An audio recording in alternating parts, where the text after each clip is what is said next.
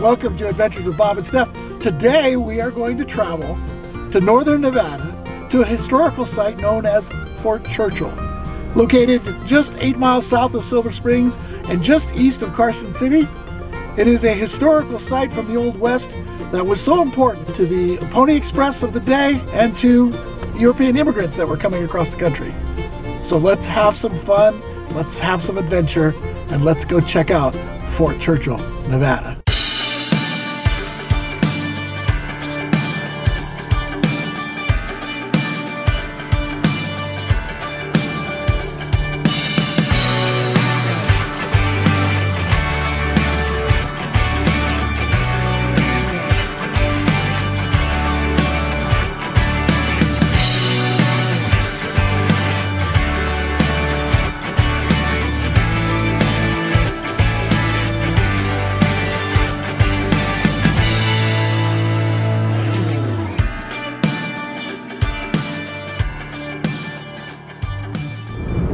You know you're in the Wild West when you see wild Mustangs out on the open plain in northern Nevada.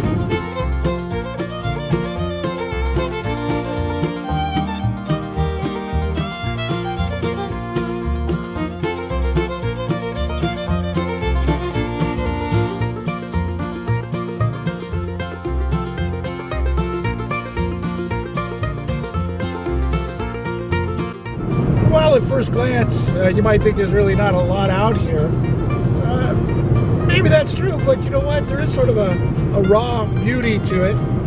The high desert, where there's open land and open range for as far as the eye can see. Wild animals, wild horses. I mean, it is somewhat still the Wild West out here. It has its own beauty. Snow-capped mountains still on the horizon.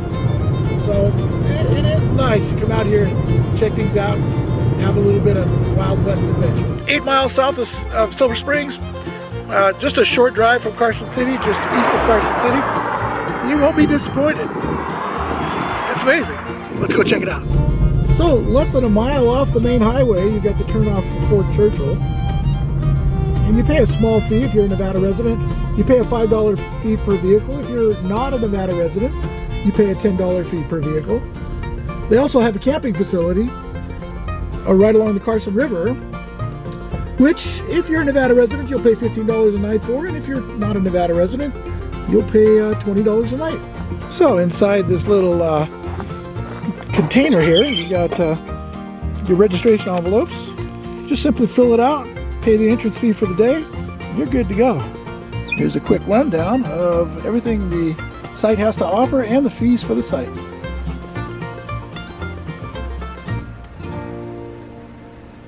And of course, here's a quick map of the entire area, the entire park. You got the old fort ruins. You have a visitor center with a museum. It's really cool inside there. We'll go show you that real quick. Picnic areas. You got campgrounds all the way down by the Carson River. And a little cemetery, which is right here. This is the Fort Churchill Cemetery. At one time, there were 44 soldiers buried here. In 1885, their remains were removed and interred in Carson City. So now the only remains that are here in the cemetery are those of Samuel Buckland, his wife Eliza, and their five of their 8 children. Samuel Buckland was a local rancher who ended up purchasing the property. These are the only remains left here in the cemetery. The remains of Samuel Buckland, 58 years old. His wife, Eliza Ann, 43 years old. Their daughter, Ann, was just an infant. Eliza Buckland, just 2 days old. Charles Adalbert Buckland, 8 years and 8 months. Samuel Theodore Buckland, 2 years, 9 months. And Sanford William, 1 year and 8 months. Life was hard out here in the West. So this is the Colonel Charles McDermott Visitor Center. Inside here we have the artifacts and museum. We're going to go take a look real quick.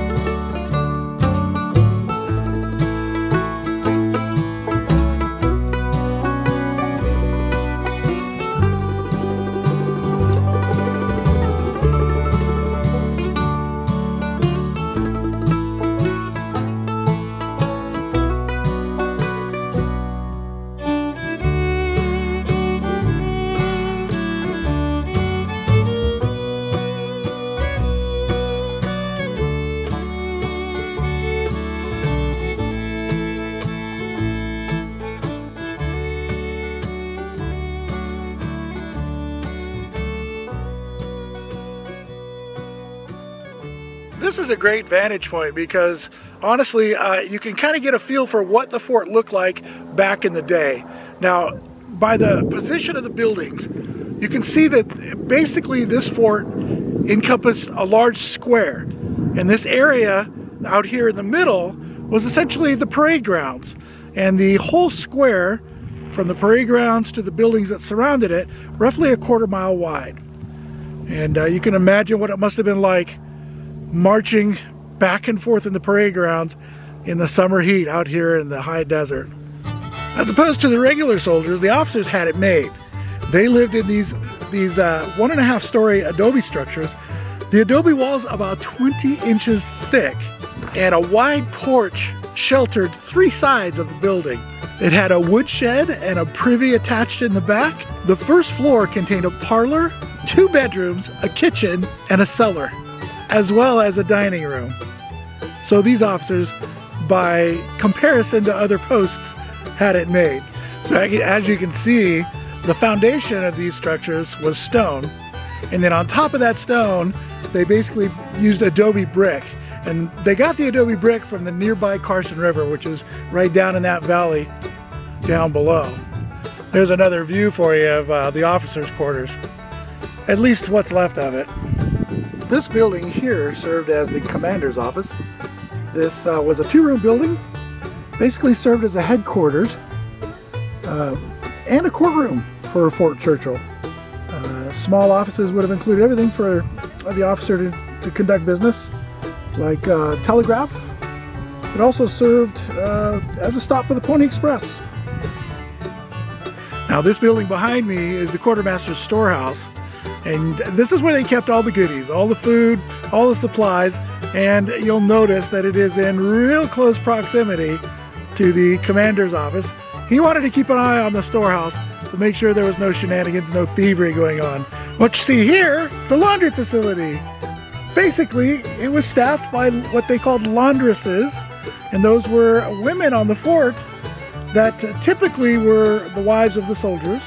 However, they did get paid to do their laundry services, and the soldiers had to pay on their own. They had to pay the fee for their laundry services. Now, the building you're looking at right now is actually the hospital. It's an L-shaped building with a kitchen and 3 rooms, typically staffed by 1 surgeon on the grounds and 1 matron, basically taking care of the nursing duties. They could handle upwards of about 20 people at a time, and the surgeon was also responsible for sanitation along in the fort with inspections and such.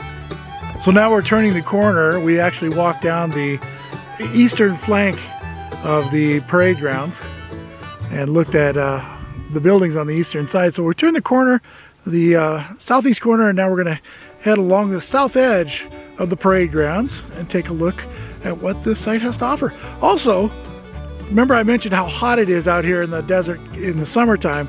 Basically, these soldiers, the only relief that they had from the heat in the summer is to go down to where that tree line is, and that's where the Carson River is. Bathing, swimming, cooling off, that's where it's happening, right there, the Carson River. Now, my understanding is this area here was just recently discovered by archaeologists. Looks like it's a pit for bakery, or like a kiln almost, but just recently uncovered is what my understanding is. Can you imagine baking bread out here in the high desert in the middle of summer? I mean, the temperatures, they've got to be, what, 100, 102, 103 degrees at the hottest? Now, this here structure is the powder magazine. And essentially you can see that this building has been situated way away from any of the barracks, any of the other part of the fort. Now, this building here is where you go when you've been a bad, bad boy. This is the guardhouse.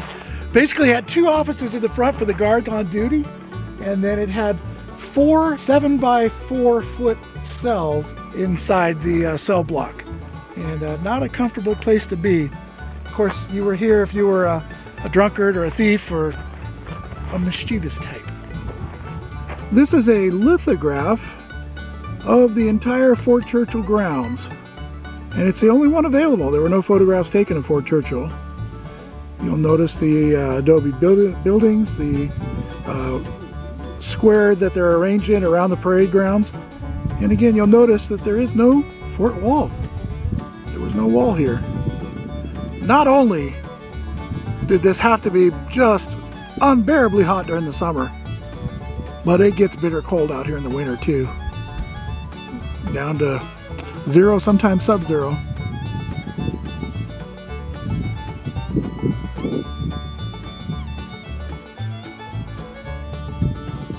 Snakes. Why did it have to be snakes? Snakes? Snakes? I don't know no snakes. There's a hole right there. A little tunnel. And who knows if a snaky snake lives in there. There's another hole. Could it be a snaky snake hole? Alright. So we've walked the southern edge of the parade grounds with the buildings. Let's go ahead and take a look at the western edge with the soldier barracks coming right up. Now this is the enlisted men's barracks, and a not real pleasant way to live. Dirt floors, crude beds and chairs, and perform manual labor for only about $13 a month. $13 a month. That's not even going to get you a cup of coffee nowadays, barely anyway. $13 a month. So recreation for them was largely, as I said before, time spent down on the river. So the living quarters, the barracks, for one company of approximately 100 men consisted of 3 buildings initially. 2 barracks and a mess hall, which I'm going to show you is right across the walkway here. Later on, by October of 1860, they had 6 barracks up, but not all of them would be completed. And this is the mess hall right across the way from the barracks, which, hey, kind of convenient, honestly, when you think about it. You got your meal across the way, you got your bed right across the walkway. Eat, sleep, boom, done. There's a whole row of enlisted men barracks. Some of them still standing. There's a couple across the walkway that are gone, completely gone, just a mound of dirt there left. And I believe it was 3 mess halls over there, and one of which you'll see standing in the background there. The other 2, again, same thing, just mounds of dirt now. You can't even hardly tell there was something there. But at one time, this was a bustling little area. So now we come around from the west side of the parade grounds back over to the north side where the officers' quarters are, and we're just about done completing the loop. Let's take one final look.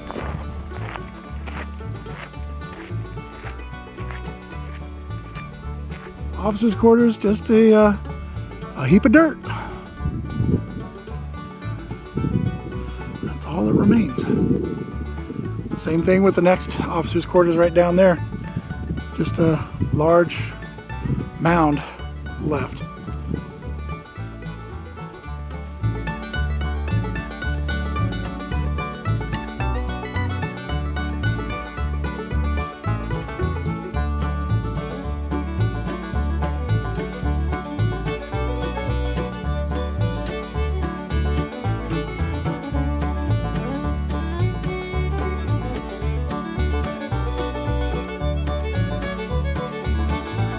Well, that wraps up our adventure to Fort Churchill in northern Nevada. I hope you guys enjoyed the video. Hope you'll check back with us soon, because there are more adventures to come. Till next time, see you later. Bye. All right, so we've walked the southern edge of the parade grounds with the guardhouse train. All right, so we've walked the southern edge of the parade grounds with the guardhouse and the train. Again, the train.